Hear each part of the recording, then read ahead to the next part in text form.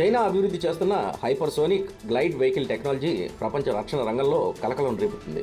అత్యంత వేగంతో దూసుకెళ్లడమే కాకుండా ప్రయాణ మధ్యలో దిశను మార్చుకునే సామర్థ్యం కలిగిన ఈ వ్యవస్థలకు ఎయిర్ టు ఎయిర్ మిసైళ్లను అనుసంధానించే దిశగా డ్రాగన్ అడుగులు వేస్తుంది. దీంతో వేల మైళ్ల దూరంలోని శత్రు విమానాలు, కీలకమైన సైనిక స్థావరాలను కూడా లక్ష్యంగా చేసుకునే సామర్థ్యం చైనాకు లభించనుందని రక్షణ రంగ నిపుణులు అంచనా వేస్తున్నారు.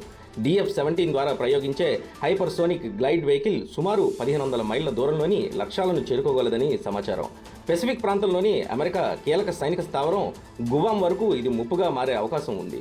మరోవైపు దాదాపు 5000 మైళ్ల పరిధి కలిగిన DF-27 మరింత సుదూర లక్ష్యాలను ఛేదించగల సామర్థ్యంతో అమెరికా హవాయి దీవుల వరకు ప్రభావం చూపే అవకాశం ఉందని విశ్లేషణలు చెబుతున్నాయి. యుద్ధ సమయంలో అమెరికా వినియోగించే కమాండ్ కంట్రోల్ AWACS వంటి కీలక విమానాలకు కూడా ఈ తరహా ఆయుధాలు సవాల్గా మారవచ్చనే చర్చ జరుగుతుంది. సాధారణ బెలిస్టిక్ క్షిపణులతో పోలిస్తే హైపర్సోనిక్ గ్లైడ్ వెహికల్స్ను గుర్తించడం, అడ్డుకోవడం మరింత క్లిష్టమైన విషయం. ఇవి అత్యంత వేగంతో ప్రయాణించడంతో పాటు వాతావరణంలో తమ మార్గాన్ని మార్చుకునే అవకాశం ఉండటంతో రక్షణ వ్యవస్థలకు ముందుగానే వాటి కదలికలను అంచనా వేయడం కష్టమవుతుంది.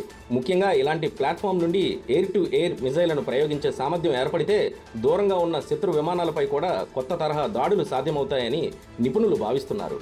అయితే ఈ సాంకేతికతను అమలు చేయడం అంత సులభం కాదని రక్షణ విశ్లేషకులు చెబుతున్నారు. వేల కిలోమీటర్ల దూరంలోని కదులుతున్న విమానాన్ని ఖచ్చితంగా గుర్తించడం, దాని స్థానాన్ని నిరంతరం ట్రాక్ చేయడం, సరైన సమయంలో క్షిపణిని ప్రయోగించడం అత్యంత క్లిష్టమైన ప్రక్రియ.